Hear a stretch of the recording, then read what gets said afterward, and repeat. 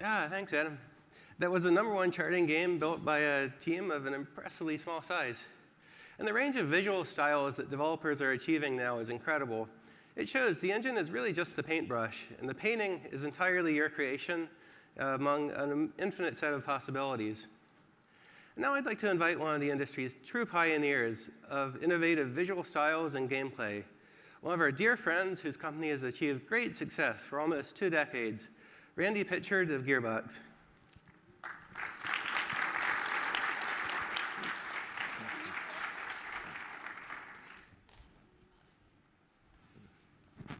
Hey, everybody. Any fans of Borderlands in the house? You're probably going to like this. This is Brian McNett. He's lead shader artist from the Borderlands team at Gearbox. I'm on the Borderlands team right now.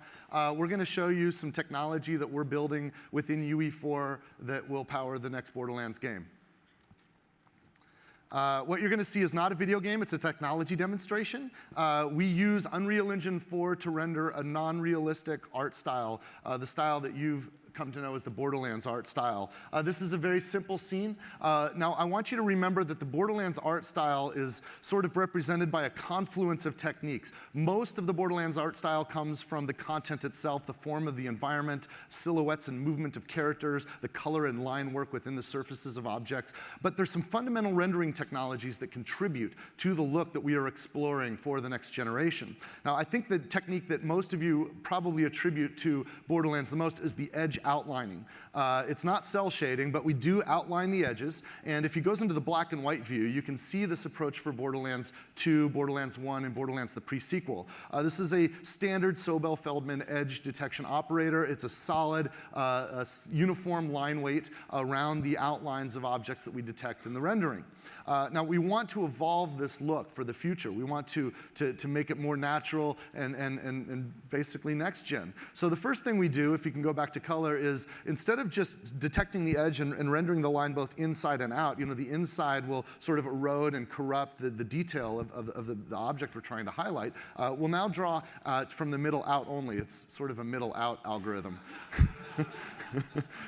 Then we go to variable line weight. This is really important. We also want to do inside silhouettes and edge lines. So if you look at the black and white view again, you can see that there's detailed line work with a variable line weight on the inside of the objects now to highlight more detail in the scene.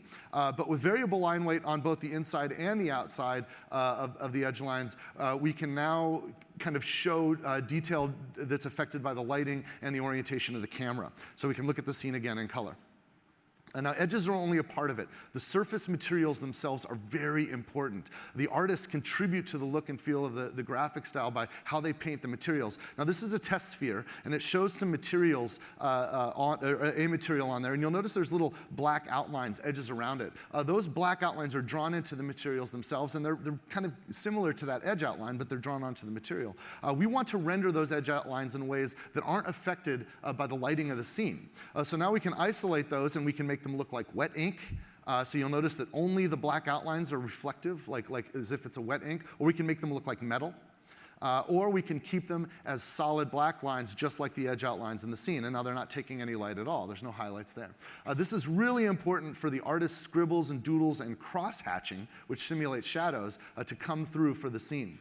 The neat thing about this test sphere, though, is it also gives us the opportunity to show you how we can use a similar technique to actually render cross-hatching dependent on the lighting in the scene. So if he goes to black and white view and brings up the cross-hatching, you'll see there's now a cross-hatch layer which will render shadow only where shadows exist, and in fact render highlights only where highlights exist. These are custom materials that are on top of the base material that add to the complexity of the scene. The other step, though, is, in fact, let's look at a production asset. I want to see this in a production asset really quick. This is a very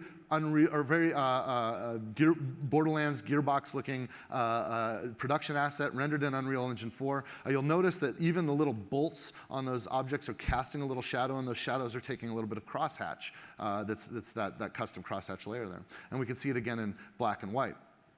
Now, one of the problems with this approach, though, and why we had to advance even further, is in the Borderlands work that we do, we tend to do a lot of kit bashing. We'll use assets in lots of interesting ways, lots of different ways. We'll scale those assets up and down.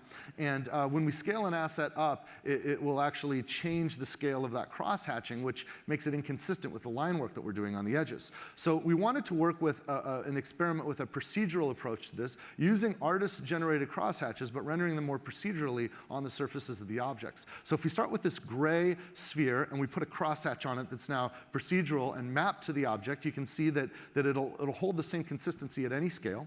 And in fact, we also want to show a highlight on this as well. So we can render a highlight on the other side. Now you notice that the transition between the highlight and the shadow is not perfectly uniform. We think that the artist's hand is really important in the style and feel of Borderlands. So you'll notice it almost looks like someone took like a spray paint can to start to spray paint that shadow on there, and the ink didn't perfectly fall on that surface as you'd expect from a software rendered solution.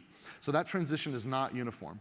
Now I also want to point out that this has full interaction with PVR. So as he affects roughness, you'll notice that the reflections erode the inks, or if he changes to a highly reflective metal surface, all of the inks take the shape of the objects that the metal's reflecting. This is really incredible technology, and this is only accessible to us with Unreal Engine 4 and the current and future hardware specifications that we're targeting with this technology.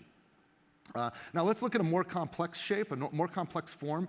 This form right now is smooth, but we have a normal map for this form, and you'll notice that it looks like there's a gearbox icon that's sort of etched into the metal shape that you're seeing there. That is not a mesh, that's actually a normal map, and some of you are probably familiar with what these are, but you'll notice that the normal maps fully interact with all of the other technologies, the shading and the lighting. So if he goes into a black and white view, you can see that even the crosshatches and the highlights are affected by that normal map. That's pretty awesome stuff.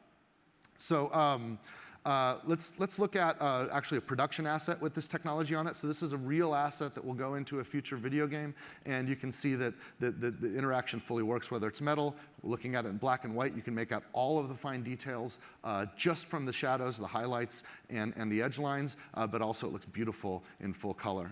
So this is the fully rendered object. Now let's go back to the original scene. Back at this original scene, you can notice that Brian can take control of the intensity and the range bias for crosshatches and highlights. If we add a character, yeah, you can see him affect that. This gives our artists a lot of flexibility, and it also allows the scene to simulate in real time as time of day changes, or as maybe conceivably we have different physics if we, for example, were to explore different planets. There might be different physics in the sun, and the moons might be in different positions than we're used to on Pandora. Now, if we add a character to the scene, it gets really interesting. This is a character that is a production asset, and you can see that the effect that the sunlight has on the inks. You'll also notice that there's an effect we call the ray of God, where the sunlight is sort of piercing through the gap between her arm and her body. And you'll notice that there's rays that come out from that. If he goes into the black and white view, you'll notice that those rays, the God rays, will actually erode the crosshatches in the environment, even the crosshatches that are rendered onto objects that are behind and far away from where the ray of God effect is being simulated. This is pretty awesome stuff, and helps create a more complex and plausible scene, even in the unrealistic art style of Borderlands that we're rendering with Unreal Engine 4. Let's take another step. There's a technique when we bring characters into the scene, when we bring soft bodies into the scene, and we bring not totally opaque bodies into the scene, called subsurface scattering. You see that tarp is made of cloth, and her body she's got skin, right? And if you've ever shown the light on your phone through your own hand, you can see that light will actually pass through surface. It's not always absorbed by the surfaces. I want you to forget about the fact that we've cleverly placed the camera here so that her shoulder pad is occluding her face. Don't worry about the character, worry about the technology right now. If we go inside, we can see that the light actually shines through, so that where the character is, she's occluding the sun, it creates a shadow there. The ray of God is still perfectly interacting, so even with subsurface scattering, all of these technologies perfectly interact, and in black and white you can see the proof. This also works in soft bodies, which is pretty awesome. This is a really complex object that's doing some fluid dynamic simulation. You can see that the cross-hatching and the highlights still work. All of the lighting works in the correct ways, even when it's interacting with the God rays. And sometimes, though, we'll have surfaces that we don't want to take shadows on, such as if we have clean water, and the simulation works perfectly. It's just a beautiful simulation using Unreal Engine 4. Now, let's bring this all together. We can actually go into an interior environment. In this environment, I want you to imagine that there's an invisible light bulb that Brian has control of that's sort of floating right in front of those barrels there. And our artists and designers and set lighters can affect the lighting and the intensity and the radius of these lights. And we can dynamically affect the scene in real time or set it up in advance exactly the way we want it to make it look right. One of the cool things about this, if we take this one step further, though, is we can have these lights actually corrupt, distort, and affect those shadow maps, those crosshatches and those highlights that I was talking about. So here's a case where the lighting is actually corrupting and distorting the shadow maps. If you go to the black and white, you can really see how this looks. It's really interesting, and this is really useful for special effects and for special case lighting. So if we go back to color, we'll run a two-dimensional explosion effect. This is a temporary effect, but you can actually see how the lighting affects the scene around it while the explosion goes off, and it corrupts and distorts the shadows in real time. In addition, if you run it in slow motion, you can even see the volumetric smoke effects perfectly interacting with the scene. They're emphasizing the crosshatch shadows where the smoke creates shade, but only until the smoke clears. This is all happening in real time with the simulation. It's beautiful. So now I'm going to have Brian just trigger a matinee sequence that'll pull us out of the scene, and you can see all this coming together, and it gives you a sense of what a future game from Gearbox might look like. Now, I do want to remind you that this is not a video game. This is a technology demonstration of some ongoing research and development at Gearbox Software. Some or all of the technologies that I demonstrated may be utilized for future Gearbox Software video games. If you are a technology company that thinks you can benefit from a partnership with Gearbox as we explore this technology, feel free to reach out to me. If you're a talented developer that would like to work with us on this technology and help it push it further, please let us know. Also, if you're a customer that's looking forward to a future Borderlands game, we're working on it. We'll get you soon. On behalf of all the talented artists and programmers and designers and developers at Gearbox Software, I'm thankful that you've taken the time to see this with us. I also want to thank Tim for letting us come up on stage, and everybody on his team for delivering the incredible Unreal Engine 4 technology that we're using to power our future games. Thank you.